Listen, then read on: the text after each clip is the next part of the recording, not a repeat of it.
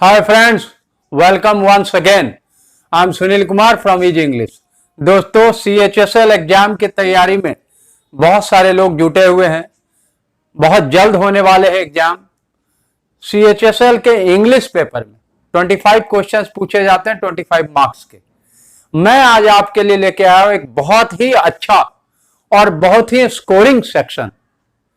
वो type of question जहां आप मार्क्स पक्का कर सकते, वो है क्लोज टेस्ट। क्लोज टेस्ट होता क्या है? क्लोज टेस्ट में एक पैसेज होता है, कोई कहानी, कोई वृत्तांत, कोई किसी चीज के बारे में, और बीच बीच में खाली स्थान होते हैं। हर खाली स्थान में नंबर होता है 1 2 3 4 5। 5 ब्लैंक्स पूछे जाते हैं और हर नंबर के लिए नीचे 4 वर्ड ऑप्शन में दिया होता है। आपको कहानी या वृत्तांत जो भी बताया गया उसके अनुसार किस ब्लैंक में कौन सा वर्ड सबसे ज्यादा उपयुक्त होगा, यह चुन के भरना होता है। सुनने में लगता है कि बहुत simple fill in the blank type question है, बट ये fill in the blank type question नहीं है, क्योंकि अभी मैं आपके साथ जब चर्चा करूंगा तो आपको बातें स्पष्ट हो जाएंगी और साथ ही साथ आपको यकीन भी हो जाएगा कि इंग्लिश लैंग्वेज पेपर टेस्ट में सबसे आसान और highly scoring type of question अगर कोई है तो वो है आपका क्लोज टेस्ट। इसीलिए इस वीडियो को आप शुरू से अंत तक देखेंगे। ये आपके एग्जाम में निश्चित तौर पे आपको बहुत फायदा पहुंचाने वाला है। क्लोज टेस्ट हर तरह के कॉम्पिटिटिव एग्जाम्स में पूछे जाते हैं, बैंक, SSC सब में, लेकिन आज मैं आपके लिए खासकर डिस्कस करने वाला हूं SSC के जो 5 मार्क्स के पूछे जाते हैं CHSL वगैरह में, उसमें कैसे आप सही ऑप्शन चुन सकेंगे और अपने 5 नंबर पक्का कर सकेंगे। तो आइए शुरुआत करता हूं सेशन की। वीडियो सेशन ये शुरुआत हो रहा है किसके लिए? क्लोज टेस्ट के लिए, जहां 5 मार्क्स आप पक्का कर ले सकते हैं। कैसे करना क्या है? तो ट्रिक कहें या तरीका, ट्रिक ये है कि जो ऑप्शंस दिए हैं उसमें से गलत ऑप्शन छांटना होता है। हाँ साथियों, आपने सही समझा। आप जिस तरह के कॉम्पिटिटिव एग्जाम्स में अधिकतर यही होता है, मल्टीपल चॉइस क्वेश्चंस होते हैं, यानी एक क्वेश्चन होता है और उसके आंसर 4-5 दिए होते हैं और आपसे उन्हीं में से एक कोई जो सबसे सही है वो चुनना होता है। तो यहां भी वही टाइप ऑफ क्वेश्चन होता है। आपके ऑप्शन दिए होते हैं हर ब्लैंक के लिए, हर खाली स्थान के लिए, और 4 वर्ड में से एक जो सबसे अप्रोप्रिएट वर्ड है वो आपको चुनना होता है। ये चुनेंगे कैसे? तो उसके लिए एक तरीका है एलिमिनेशन, यानी जो गलत जवाब है, जो गलत ऑप्शन है, उसको हटाकर। कैसे हटाएंगे, किस आधार पे हम छांटेंगे कि गलत कौन सा है? तो उसके 3 आधार होंगे। पहला है ग्रामर। ग्रामर मतलब यहां ध्यान रखना है, अभी आपके साथ जब ये पैसेज बगल में दिया है उसको जब मैं डिस्कस करूंगा तो ग्रामर के बहुत सारी बातें आएंगी। मिसाल के तौर पे बहुत आसान बातें, मान लिया किसी ब्लैंक के बाद अगर आपको दिखाई पड़ रहा है कोई नाउन, तो आप ब्लैंक में उसके पहले कौन जाएगा? उसके पहले प्रीपोजिशन जा सकता है, उसके पहले नाउन जा सकता है, उसके पहले पजेसिव एडजेक्टिव। ये कॉमन ग्रामर की बात बोल रहा हूं। कंजंक्शंस बहुत हेल्पफुल होंगे क्लोज टेस्ट बनाने के पहले। अगर आप कंजंक्शंस को थोड़ा एक नजर डाल लेंगे तो बहुत बड़ा फायदा होने वाला है, ये मैं अभी साबित कर दूंगा। उसके बाद दूसरा है आधार टोन, यानी भाव कैसा है। आप जिस सेंटेंस में खाली स्थान दिया है उस सेंटेंस में खाली स्थान के पहले कैसा भाव चल रहा है, क्या कोई पॉजिटिव बात की जा रही है या कोई नेगेटिव सिचुएशन है।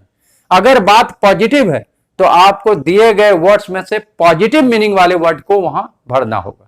अगर बात निगेटिव माहौल में की जा रही है तो आपको दिए गए ऑप्शन में से निगेटिव अर्थ वाले वर्ड को चुन के भरना है। इस तरह से टोन को अगर आप पकड़ लेंगे, ध्यान देंगे, जो बहुत मुश्किल नहीं होगा, आगे अभी आपको दिखाने वाला हूं, तो आप सही वर्ड चुन ले सकते हैं। और तीसरा जो बहुत जरूरी है वो है मीनिंग इन द कॉन्टेक्स्ट। अब इसमें क्या है, क्लोज टेस्ट एक तरह से आपका वोकैब का टेस्ट लिया जाता है। तो इसमें एक बात जरूरी है साथियों, जिस तरह से आप मैथ या रीजनिंग में बोलते हैं ना ट्रिक, तो ट्रिक कब काम करता है? जब आपको बेसिक्स आते हैं। अगर किसी विद्यार्थी को जोड़ घटाव गुना भाग नहीं आता है तो क्या उसे कोई मैथ का ट्रिक समझ में आएगा? क्या वो उस ट्रिक को लगा सकेगा? वही चीज यहां भी अप्लाई होता है। ट्रिक है लेकिन आपको एक बेसिक वोकैब का लेवल होना चाहिए। बेसिक लेवल मतलब आप जानते हो कि हाँ गुड माने अच्छा, बैड माने बुरा, ठीक है। डेविल मतलब शैतान, ठीक है। ह्यूमैनिटेरियन मतलब मानवतावादी। तो इस तरह का एक वोकैब का जो लेवल, कॉमन लेवल जिसको कहते हैं, उतना तो आपको आना ही चाहिए। अगर वो आता है तो यकीन जानिए क्लोज टेस्ट बहुत कम समय में आपसे हो जाएगा और बहुत ज्यादा करेक्ट हो जाएगा। तो यहां पर मार्क्स आपके बिल्कुल पक्के हो जाएंगे और इस तरह से आप अपने रिजल्ट को श्योर कर सकेंगे। आइए देखते हैं। तो इन बातों का ध्यान रख के अभी बगल में पैसेज दिया है, मैं आपको दिखा रहा हूं कि कैसे इन बातों को लागू करके हम रॉन्ग ऑप्शंस को छाटेंगे। तो साथियों, पैसेज कहता है China is the largest producer of pork. Pork मतलब होता है सुअर का मांस, है ना। हर मांस की अलग अंग्रेजी, गौ मांस को बीफ कहते हैं, भेड़ के मांस को मटन कहते हैं, इस तरह से। तो है ना, पोर्क, सुअर के मांस को पोर्क कहते हैं। तो क्या कह रहा है, China is the largest producer of pork but. अब बट क्या करता है, अभी बोला था मैंने, बट एक कंजंक्शन है, ध्यान देंगे। बट है कंजंक्शन। तो कंजंक्शन क्या करता है, दो वाक्यों को जोड़ता है, दो क्लोजेज को जोड़ता है, दो शब्द को जोड़ता है। कैसे, बट से जुड़ने वाले दोनों कैसे होंगे, एक दूसरे के विपरीत अर्थ के। यानी बट के पहले अगर बात पॉजिटिव हो रही तो बट के बाद निगेटिव अर्थ आना चाहिए। ये कॉमन हमारी समझ होनी चाहिए ग्रामर की। तो मैं क्या कह रहा हूं, China is the largest producer, अच्छी बात की बुरी बात। अरे भाई, चाइना सबसे बड़ा उत्पादक है पोर्क का, दुनिया में बहुत ज्यादा इसके व्यापार किए जाते हैं। तो इस लिहाज से चाइना के लिए तो ये बहुत अच्छी बात है। तो यहां पर टोन आपका कैसा जा रहा, पॉजिटिव। तो बट के बाद कैसा आना, निगेटिव। एक और बात से आपको संकेत मिलेगा, बिग प्रॉब्लम। प्रॉब्लम क्या है, पॉजिटिव की निगेटिव, समस्या क्या होती है, वो तो निगेटिव चीज होती है ना। तो ये निगेटिव हो गया। अब चाइना बट इट किसके लिए आया, प्रोनाउन है, चाइना के लिए, आपने पढ़ा चाइना प्रॉब्लम को क्या कर रहा है, एक बहुत बड़ा प्रॉब्लम एट द मोमेंट। फिर ग्रामर टेंस जब आपने पढ़ा होगा या पढ़ेंगे तो at the moment, now, currently, ये सब जो शब्द इस्तेमाल किए जाते हैं ना, वहां प्रेजेंट कॉन्टिन्यूअस का यूज किया जाता है, बिल्कुल स्पष्ट। इसमें कहीं कोई दो राय नहीं होनी चाहिए आपको। तो उस आधार पे आप देख रहे हैं, है ना, यहां पर प्रेजेंट कॉन्टिन्यूअस का टेंस हो जाएगा। और मीनिंग क्या होगा, प्रॉब्लम को क्या किया जाता है, आइए अपने तरफ से दिमाग लगाने से बेहतर है हम ऑप्शंस को देख ले। तो पहला क्या है, फेस। फेस क्या है, फेस होगा, आप क्या है, इट फेस, वाक्य बनेगा। बट के बाद ये आ रहा है क्या है, एक वाक्य, कंजंक्शन, दो वाक्य को जोड़ता है, दो शब्द को जोड़ता है। तो इट हो गया सब्जेक्ट। सब्जेक्ट के बाद क्या होना चाहिए, वर्ब होना चाहिए। तो वर्ब क्या, फेस अकेला होगा, इट फेस। इट क्या है, सिंगुलर थर्ड पर्सन, ऐसे भी नहीं होगा, है ना। अभी क्या करा, इज कौन टेंस की बात हो रही, प्रेजेंट। समझिए आप, पैसेज आपका प्रेजेंट टेंस में शुरू हुआ है, यहां भी प्रेजेंट टेंस में चलेगा। तो इट के साथ अगर आप वर्ब रखेंगे फेस, तो फेस होगा कि फेसेज होगा, फेसेज होना चाहिए ना, सिंपल प्रेजेंट। तो ये एलिमिनेट हो गया। दूसरा फेस, फेस तो सीधे एलिमिनेट होगा क्योंकि फेस का V2 है, ये सिंपल पास्ट है, ये गलत होगा, सिंपल पास्ट, ये भी एलिमिनेट होगा। तीसरा वाज फेसिंग, वाज क्या होता है, पास्ट, पास्ट कॉन्टिन्यूअस, क्या ये होगा, बिल्कुल नहीं, बात प्रेजेंट में हो रही है। तो आपका कौन हो गया, प्रेजेंट कॉन्टिन्यूअस, अभी हमने देखा एट द मोमेंट, वहीं से क्लियर हो जाएगा। तो आपका सबसे अप्रोप्रिएट जवाब आ गया, छांटते छांटते ऑप्शन कौन सा हो गया, इज फेसिंग। क्लियर है, क्लियर होना चाहिए, बहुत आसान है। अब आगे बढ़ते हैं साथियों, it is facing a big problem at the moment. अभी क्या कर रहा है, इस घड़ी चाइना एक बड़ी समस्या का सामना कर रहा है। There is an epidemic, epidemic मतलब अभी तो आपने पढ़ा है, कोरोना के बारे में बहुत सारा जाना। कोरोना क्या है, अ टाइप ऑफ एपिडेमिक, महामारी, एक ऐसी बीमारी जिससे बहुत बड़ी आबादी प्रभावित होती हो, उसे महामारी का नाम दिया जाता है। तो एपिडेमिक मतलब महामारी, देयर इज एन एपिडेमिक, एक महामारी, इज किलिंग, ठीक है। तो इज किलिंग किसके लिए, एपिडेमिक, किलिंग कौन कर रहा है, महामारी। तो आप देख रहे हैं इस तरह से दो, पहले है नाउन, आपने ग्रामर है ये, नाउन या प्रोनाउन के बाद फिर दूसरा वाक्य को जोड़ना है तो रिलेटिव प्रोनाउन का यूज किया जाता है। आइए तो रिलेटिव प्रोनाउन ऑप्शन देखेंगे, हु होगा। हमने पढ़ा है प्रोनाउन में रिलेटिव प्रोनाउन हु या हुम का यूज किसके लिए होता है? व्यक्ति के लिए। तो यहाँ के होगा एपिडेमिक के लिए होगा ये तो व्यक्ति नहीं है ना, नॉन लिविंग है। हु खत्म। व्हाट का यूज होता है नॉन लिविंग के लिए, लेकिन व्हाट का मतलब क्या है? जो। और सबसे बड़ी बात, व्हाट के पहले कोई एंटीसीडेंट नहीं होता, यानी व्हाट के पहले कोई नाउन प्रोनाउन नहीं होगा। एकदम बेसिक चीज है ये, बड़ी मुश्किल नहीं है ये। प्रोनाउन टॉपिक में आप पढ़ेंगे, रिलेटिव प्रोनाउन में आप जानेंगे। एलिमिनेट हो गया। विच यूज किया जाता है किसके लिए? नॉन लिविंग के लिए, जानवर के लिए। तो एपिडेमिक महामारी क्या हो गया? एक कॉन्सेप्ट है, वो नॉन लिविंग होगा। और हुम होगा नहीं। हु और हुम किसके लिए होते? व्यक्ति के लिए होते। तो हुम भी खत्म। बचा कौन आपका? विच। देखा आपने, गलत जवाब को इस आधार पे, ग्रामर के आधार पे, मीनिंग के आधार पे, टोन के आधार पे, तीन चीजें हम छांटते चले जाएंगे ना, तो हम सबसे सही जवाब तक पहुंच जाएंगे। और यकीन जानिए पूरे दुनिया में क्लोज टेस्ट बनाने का यही सबसे बढ़िया तरीका है। तो आपका हो गया विच। अब आ जाओ, आगे बढ़ते हैं। Which is killing it's pig, है ना, एक ऐसी महामारी जो मार रहा है किसको?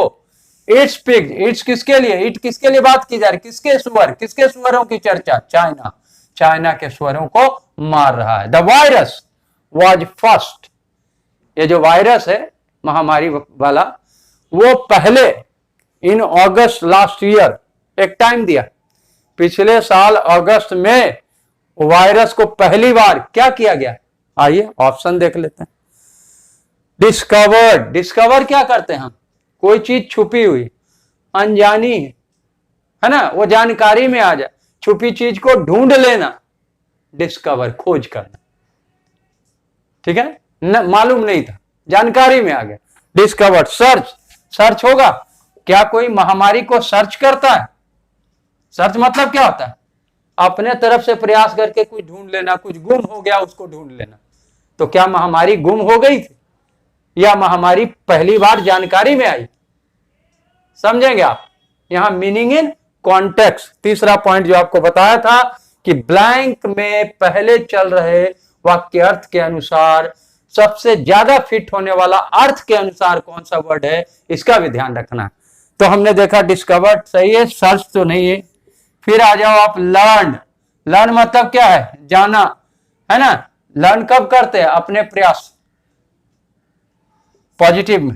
फिर इन्वेंटेड। इन्वेंट मतलब आविष्कार करना, कोई नई चीज बना देना। तो क्या महामारी को बनाया गया नई चीज?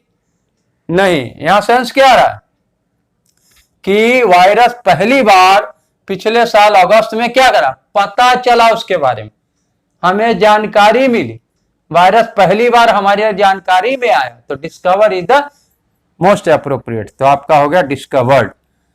अब आ जाओ बट। फिर बट से देखिए जोड़ रहा, 1 million pigs have died by now. लेकिन अब तक कितने मर चुके? 1 मिलियन सुअर मर चुके। It is a virus. Connect कर सकते हैं, ये पूरी एक कहानी है, हर ब्लैंक अलग नहीं है, हर ब्लैंक एक दूसरे से कनेक्टेड है। ये बहुत इंपॉर्टेंट बात आपको बता रहा हूं। कनेक्ट करके जब देखेंगे ना, जिस तरह से पैसेज में कहानी शुरू से अंत तक चलती है, एक नदी का प्रवाह है, एक नदी बह रही, उसमें आइडियाज बह रहे, जुड़े हुए। तो आप क्या देख रहे हैं कि यहां दिया pigs have died, it is a virus, यह एक वायरस है। एंड व्हेन अ पिग, ठीक है, हैव डाइड बाय नाउ, अब तक बहुत सारे मर चुके हैं वायरस के बारे में। तो ये वायरस कैसा होगा देखेंगे आप। और आगे भी when A pig catches it, यानी जब कोई सुअर इस वायरस को पकड़ता है, जब किसी सुअर को ये वायरस पकड़ता तो मर जाता, तो वायरस कैसा होगा? एक ऐसी चीज जो किसी सुअर को पकड़ ले, यानी सुअर उससे ग्रसित हो जाए तो सुअर मर जाता है, तो वायरस कैसा होगा? उसके लिए एक एडजेक्टिव चाहिए। आइए देखते हैं ऑप्शन में। 4 नंबर ऑप्शन क्या है? डेडली। डेडली मतलब क्या होता है?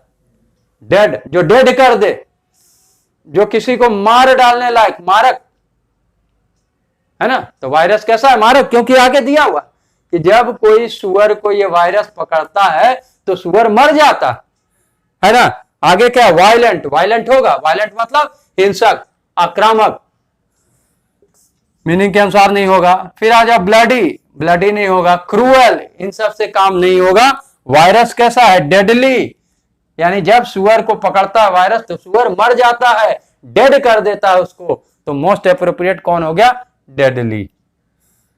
अब आ जाओ, China thinks that 1/3 of pigs are going to die by the end of this year. China को ऐसा लगता है कि सुअर, 1/3 सुअर, आइए देखते हैं। 5 में जितने आप देख रहे हैं क्या, ये आपके एडजेक्टिव हैं, है ना, पर्सनल प्रोनाउन से बनने वाला एडजेक्टिव। तो सुअर किसके, देयर किसके लिए आता है, दे से, तो दे क्या होता है, प्लूरल। तो क्या हमारा सब्जेक्ट दे, किसकी बात हो रही, किसके सुअरों की बात हो रही, चाइना की। चाइना कौन है, एक country, singular third person, singular third person के लिए और निर्जीव के लिए कौन प्रोनाउन यूज करते हैं हम, इट। तो इट का पॉजेसिव रूप कौन चलेगा, क्लियर है, ये बिल्कुल आसान है, प्रोनाउन के अनुसार इट्स, बाकी ऑप्शन आपके एलिमिनेट हो जाएंगे। तो इस तरह से आपने देखा कि क्लोज टेस्ट बहुत ही आसान है। जिस तरह से मैंने बताया है, यकीन जानिए, अगर आप 20-25 भी कर लेते हैं प्रैक्टिस तो बहुत बढ़िया रहेगा। एग्जामिनेशन हॉल में आपको बहुत सुकून मिलेगा और आप बड़े खुशी खुशी ये करके आएंगे और 5 नंबर पक्का कर सकेंगे। मैं इजी इंग्लिश की तरफ से CHSL को टारगेट करके अभी वीडियोज बना रहा हूं और मैं ऐसे वीडियोज ला रहा हूं जहां आप मार्क्स पक्का कर सकेंगे। इसके पहले वाले 2 वीडियो जो डाला है वो वॉइस पे आधारित है, वहां भी मैंने बताया था कि जो ट्रिक बताया उसका ध्यान रखेंगे तो वॉइस में मार्क्स पक्के हो जाएंगे। इसके बाद मैं डायरेक्ट टू इनडायरेक्ट का भी लाने वाला हूं। मैं केवल वो सेगमेंट आपको दिखा रहा हूं, उस टाइप ऑफ क्वेश्चन को बता रहा हूं जहां से मार्क्स पक्के किए जा सकते। तो साथियों, मुझे पूरा उम्मीद है कि यह वीडियो आपको बहुत पसंद आएगा और जो लोग CHSL के एग्जाम में अपीयर होने वाले हैं उनके लिए तो ये बहुत बड़ा मंत्र के समान काम करेगा क्लोज टेस्ट। और अभी समय है, वो 15-20 अपने से प्रैक्टिस कर लें। इन 3 बात जो ट्रिक बताया है उसका ध्यान रखते हुए तो वो खुद से कह सकेंगे कि अरे वाह, इतना आसान तो क्लोज टेस्ट कभी था ही नहीं। तो सबसे पहले अगर आपने अभी तक इजी इंग्लिश को नहीं किया सब्सक्राइब तो सब्सक्राइब कर लेंगे, क्योंकि बहुत ही ऐसे वीडियोज आने वाला है जो आपके बिल्कुल यूज के लिए मैं ला रहा हूं। उतनी ही बातें उसी तरीके से जो आपको स्कोर कराए। यहां कंपटीशन में क्या है, आपका ऑब्जेक्टिव है स्कोर करना, क्योंकि स्कोर बेहतर होगा तभी आपके नौकरी पाने के चांस होंगे। साथियों, पढ़ाई तो बहुत कर लिया आपने, पढ़ाने वाले बहुत सारे पढ़ाते हैं, ग्रामर भी आपने पढ़ा, बहुत सारी चीजें पढ़ा, लेकिन मैं आपको प्रैक्टिकल टिप्स दे रहा हूं और करके दिखा रहा हूं, मैं केवल कह नहीं रहा। तो आप उसको अगर उसी तरह से लागू करेंगे तो आपको बहुत फायदा होगा। तो please subscribe my channel easy English by Sunil sir and share this video up to your maximum, to your friends, to your relatives, to your acquaintances, everyone, ताकि हर किसी को फायदा मिल सके। And please also comment me on this video, okay.